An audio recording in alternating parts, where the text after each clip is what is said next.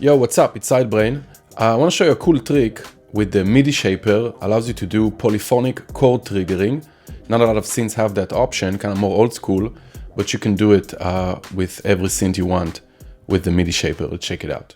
Okay, so first let me delete this MIDI shaper. We'll add it in a second. We'll do an overview of the sound. Let me also delete this audio effect track. Okay, so here I have two layers.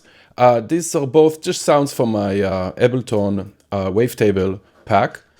So we got this one, and we got another one that is monophonic. I just added an arpeggiator random just to add some kind of sparkling arpeggiation on top. So together. And at the end here I have a shifter just to slightly kind of bend the pitch, kind of more lo-fi, a reverb, compressor to control the volume, and a redux just to add more brightness. And I also send it to just the default reverb on the return track. So that is the sound. And as you can hear, if I trigger just one note, everything is still playing just like a regular instrument. I also have this Max for Live device here, just so we can see what I'm playing on my MIDI keyboard here. So I'll put it right here. Okay. Oh, whoops. Let's clear that.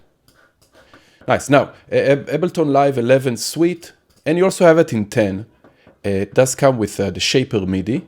So I'm going to load it right here. And this is somewhat similar to the LFO tool plugin, if you ever use that. And it allows us to have this envelope right here, map it to anything we want. So I'm just going to map it to the volume. Let me fold this.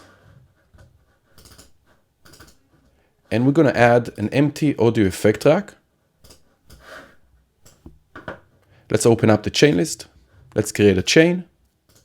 Here we have a volume control. I'm going to map this Shaper MIDI to this volume control. And also just to make sure, because the volume control reach plus 6 dB, let's turn down the maximum value here of the mapping to around 80, 90, so it doesn't reach all the way up, so it doesn't clip. Okay, so now when I hit a note, every time I hit a note, it takes up the volume and brings it back down according to the shape. So let's give it a tiny bit of an attack here, just a tiny bit. Okay, that's good. Nice. So now, and maybe we'll change the rate to 8 notes. You can also loop it. If I loop it, you can just hold the chord. Let's bring up the offset. Right? But right now what we have, let's cancel velocity. Let's turn off the loop. And now what I have is every time I hit a note, it's going to trigger all the notes that I'm holding, kind of giving us this polyphonic chord trigger, which is again somewhat of an old school feature due to limitation. It's not because there's just limitation of old school synthesizers.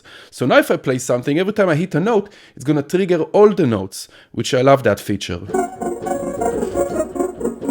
Let's give it a bit more release here by holding Option or Alt on a PC and bending this.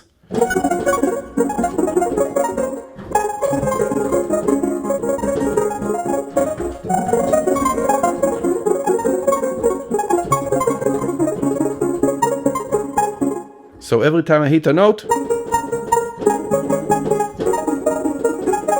it triggers all the notes that I'm holding, polyphonic chord trigger, really cool trick. You can do so much more with the Shaper MIDI, but I just want to share this short trick for polyphonic chord triggering, and I'll catch you next time.